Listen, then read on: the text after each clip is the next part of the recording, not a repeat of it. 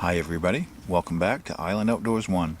Today I've got a beautiful knife from SCHATT in Morgan, the number 69 in Winterbottom bone.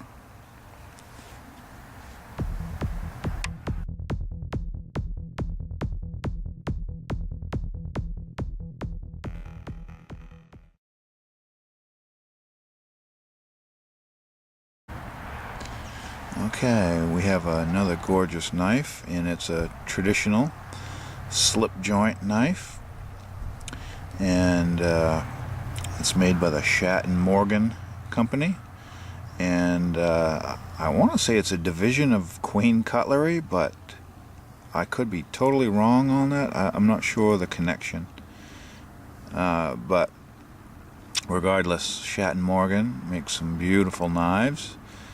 I can attest with this model. Yeah, it is handcrafted by Queen Cutlery. I remember that. And you see we have a beautiful spear point blade with a swedge on the top of that tip. It's not sharpened, it's just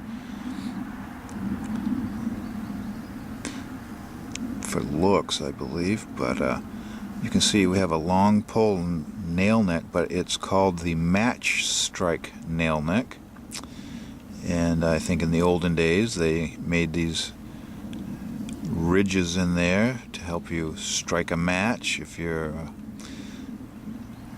using the old wooden matches of the day. But I don't know if they even I've never tried to strike a match on any of these nail poles, but they are my personal favorite kind. I love the extra detail they give the knife and the look of it, that gear pattern, sort of. Just very nice. I do believe they could probably catch more dirt or food particles in there when you're using the knife, but regardless, that's my favorite type of nail pole. If I had a choice, I always go for the match strike. And you can see we have our SCHATT and Morgan 1095 carbon steel etching on the blade itself. Let me show you the blade tang. You have the S&M for SCHATT and Morgan, Titusville, PA, and Titusville, PA has to be the slip joint knife capital of the world. I believe you have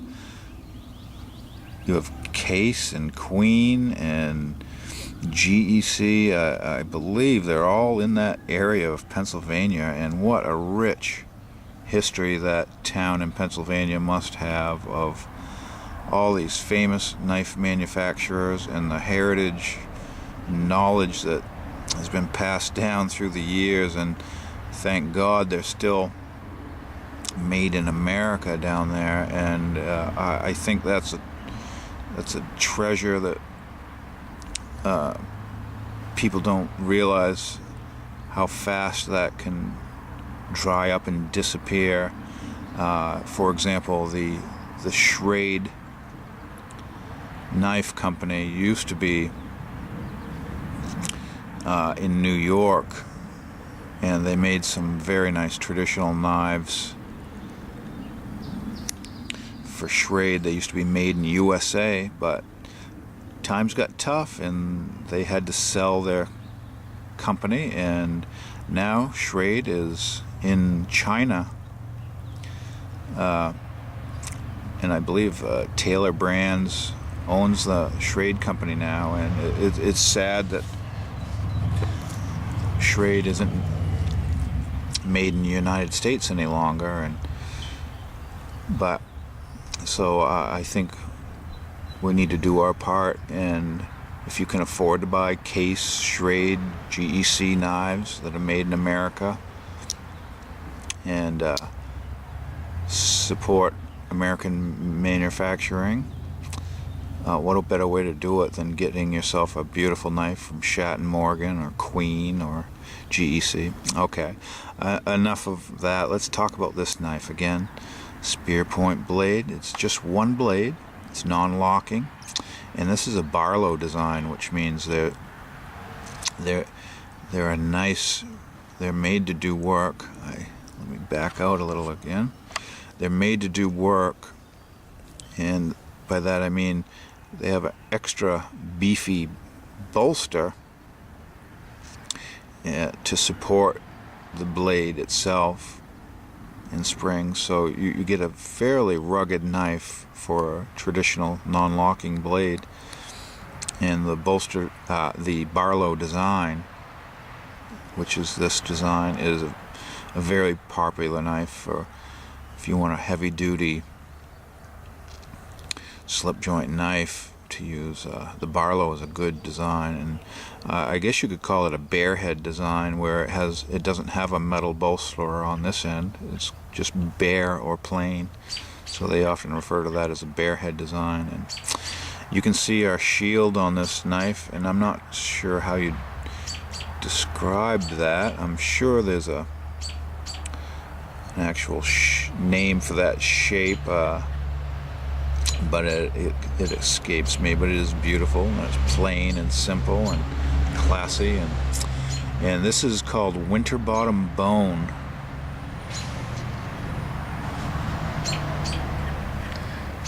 Yeah, Winterbottom Bone. And it's a very nice, it almost looks like stag antler, but it is bone. We have brass pins holding everything together very nicely. We have brass liners, which are very nice, and contrast, very nice. Again, you can see the brass liners on both sides of the back spring. The blade thickness, nice thin tip, full flat ground, and again, this is, I like to compare this shape to all the Victorinox knives, the Swiss Army knives. Everybody's seen those, and just a classic utility shaped blade that is so good at a lot of different tasks. And this particular knife, I believe, was limited to 100 pieces. It doesn't have a serial number on it, but from what I could find, they only made 100 of this particular knife.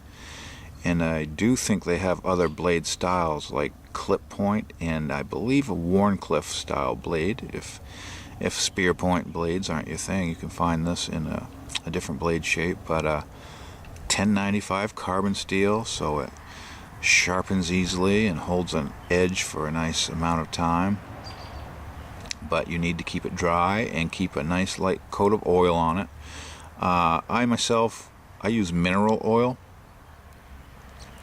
at least on the blades. If I get a used knife, and the first thing I'll do is I'll clean it up and scrub it, soap and water first, get all the pocket lint and grease and stuff out of it, and I'll work the action underneath some hot running water with some soap, and I'll rinse and dry everything very nice. And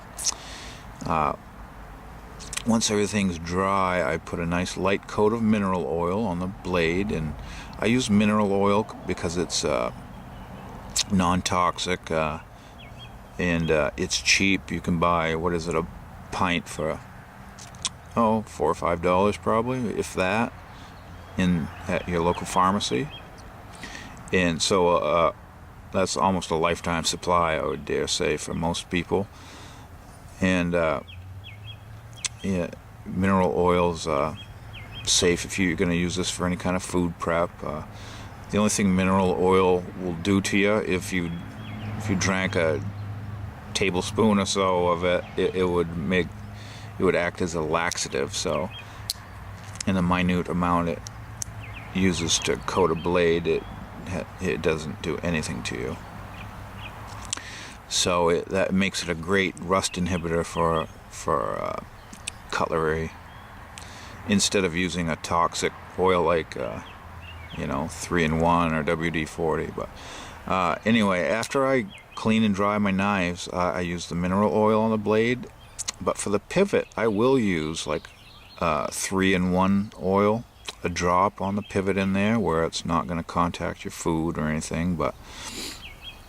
And the only reason I use a different different oil on the pivots is I think it just is a little more heavy-duty oil than the mineral oil that I use on the blade, and it keeps the knife working smooth. Plus it has its own little smell that reminds me of my younger days, and my knives were always oiled in 3-in-1 or Marvel mystery oil, and they all have that unique smell which some people might not care for, but I don't know, it's just kind of a nostalgic type smell to me. That's kind of odd. This knife has a half stop, which is a nice feature, and again, that's a safety mechanism. So if your blade folds on you accidentally, it does have a half stop, so it has one less chance of cutting your fingers if it closes. So that's a nice feature on this, and this has a nice walk and talk, nice stiff back spring, and just a really nice knife. This isn't too big. It's about not quite the width of my hand, but pretty close. So just the shape of it would fit in the bottom of your pocket very nice if you wanted to carry this for an everyday carry knife. And I really like this. This is my first SCHATT & Morgan knife I've owned, and I'm very impressed with it. I was lucky on this model. The blade centering is spot on, and the only thing I can see on this knife is just a whisker of a gap between the bolster and this bone handle right here, and you can almost see, and I'm guessing this is from the polishing process at the factory that this was made. There's a little tiny bit of green polish, I believe, and that's probably what they were polishing the bolster with. It just, the excess caught in the little gap there, but everything else is wonderful. I don't see any gaps for daylight. That's one thing you look for if you hold these up to the light and look through here or through the side. If you see daylight on any of these layers, you want no daylight showing at all. So when they do it right, there's no daylight showing on any of these gaps in between the layers of the knife. So and this knife doesn't have any gaps, so very well done, SCHATT & Morgan. Again, I really recommend a Barlow design if you like traditional knives. This would serve you well, and if you keep it oiled, if you keep it dry and oiled and take reasonable care of it, these are almost heirlooms. These will be something that kids one day will be saying they got this from their grandfather, and it means a lot to them, and they'll hold up to the test of time.